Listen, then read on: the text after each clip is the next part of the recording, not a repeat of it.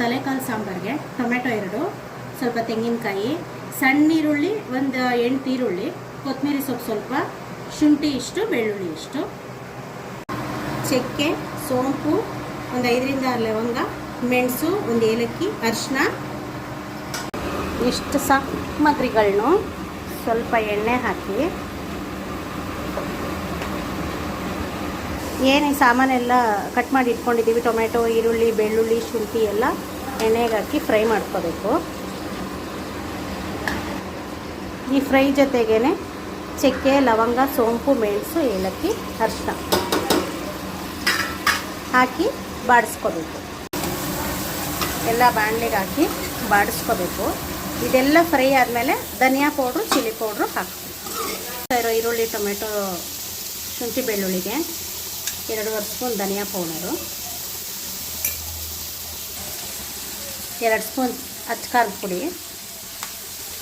ನಿಮಗೆ ಖಾರಕ್ಕೆ ಬೇಕು ಅಂದರೆ ಇನ್ನೂ ಸ್ವಲ್ಪ ಹಾಕ್ಕೋಬೇಕು.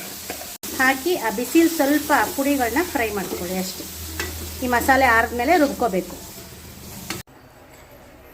ಎಣ್ಣೆ, ಈರುಳ್ಳಿ,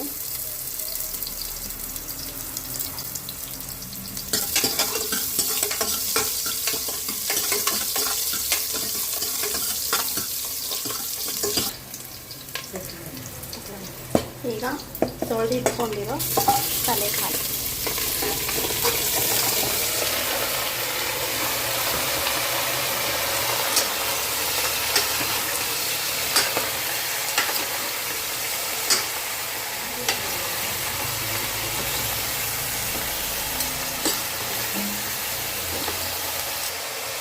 ಸ್ವಲ್ಪ ಅರಿಶಿನ, ರುಚಿಗೆ ತಕ್ಕಷ್ಟು ಉಪ್ಪು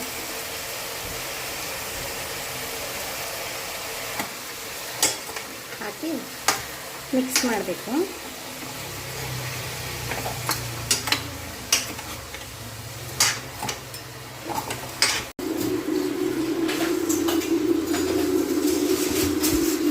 ರುಬ್ಬಿಟ್ಕೊಂಡಿರೋ ಮಸಾಲೆ ಹಾಕೋಣ. ಆಗಲೇ ಹುರಿದು ರುಬ್ಬಿರೋ ಮಸಾಲೆ,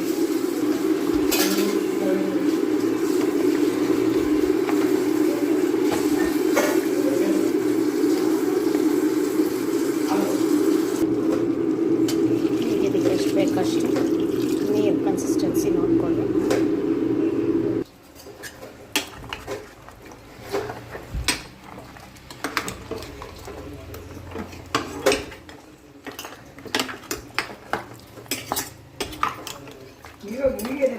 ರುಚಿಗೆ ತಕ್ಕಷ್ಟು ಉಪ್ಪು ಹಾಕಿ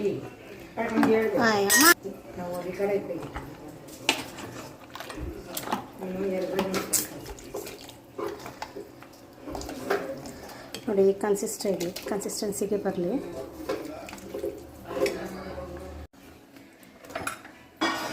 ಎಲ್ಲ ಹಾಕಿ ರುಚಿ ನೋಡಿಕೊಂಡು ಕುಕ್ಕರ್ ಮುಚ್ಚಿ 8ರಿಂದ 10 ವಿಷಲ್ ಕೂಗಿಸ್ಬೇಕು.